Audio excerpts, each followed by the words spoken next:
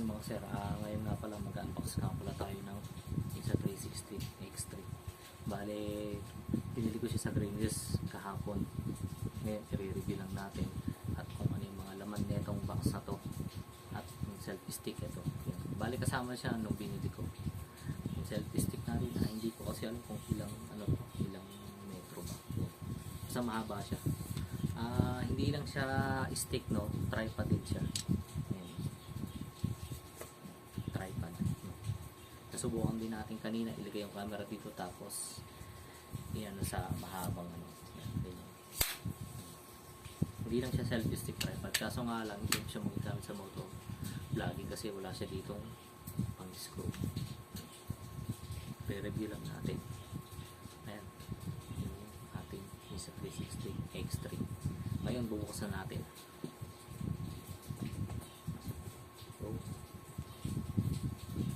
Bali, binuksan ko na din talaga siya kanina.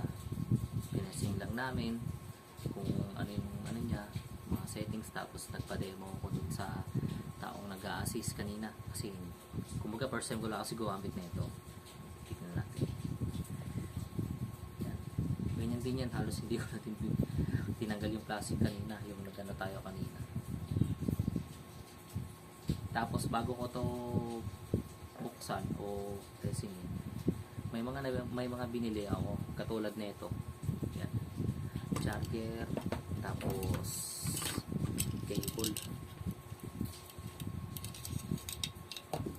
Yan. Itong charger na nga pala na to, meron na siyang kasamang battery. Ito. Doon ko siya din binili mismo sa Greenlist. Yan. May kasama siyang battery. Isang battery. Tapos case. Yan, bumili na rin din ako nito. At isa pa, ang pinaka itong battery ulit. Mismo sa 360 ko yung binili yan.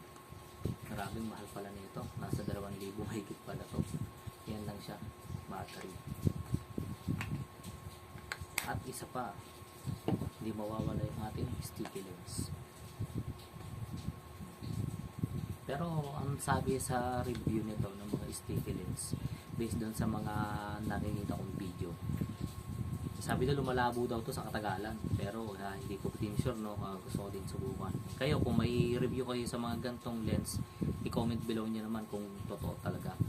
Ang talagang ino-offer sa akin yung mismo talagang glass na lens guard, kaso ang mahal, may get 1.5. ayan ayun, yan na natin, testing natin, no. Ayan, no. Yung plastic nya, subukan natin to. Yan, no.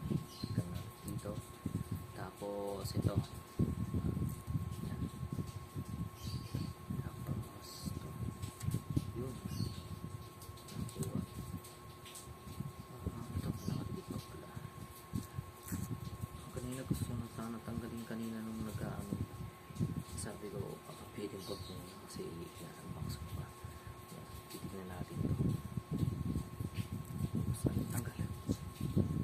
Ngayon, i-check ko muna. Hindi, nakalimutan ko kasi kung ilang GB memory card ko, kaya i-check natin muna. Yan, o. Ito pala. Yan.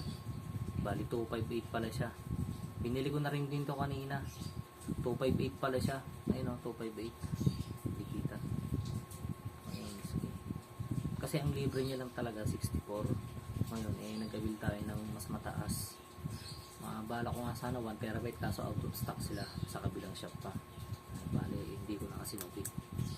Yan nga pala mga sir, no. Diba sa pag magkakabit kayo ng battery, pag magkakabit kayo, make sure nyo na wala yung dilaw na yan, ay yung orange na yan, no? Kasi papasokin ng tubig yan, kaya kailangan fitted siya. Pati rin dito, huwag nyo hayaan na ganito lang, example yan, yan, o. Bisa kasi yan, o, ganyan. Huwag nyo hayaan na ganyan, iganto nyo siya, nalagitid. Ngayon, bubuksan na natin ang ating camera.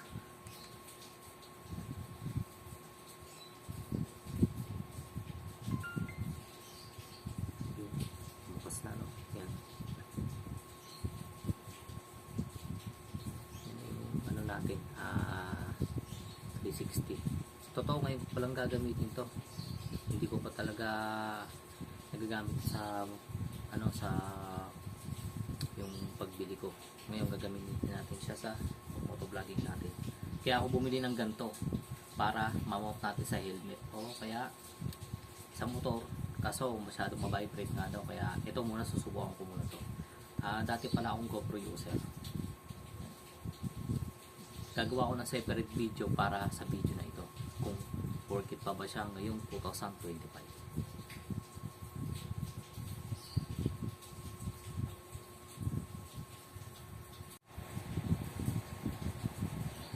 Ayan mga sir, buti ka mo na makalimutan ito mismong box niya kung ano yung mga nilalaman nito.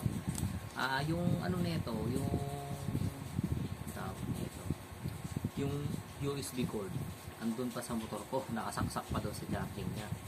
Kasi ginamit ko sa cellphone ko yun kasi wala akong wala akong charger.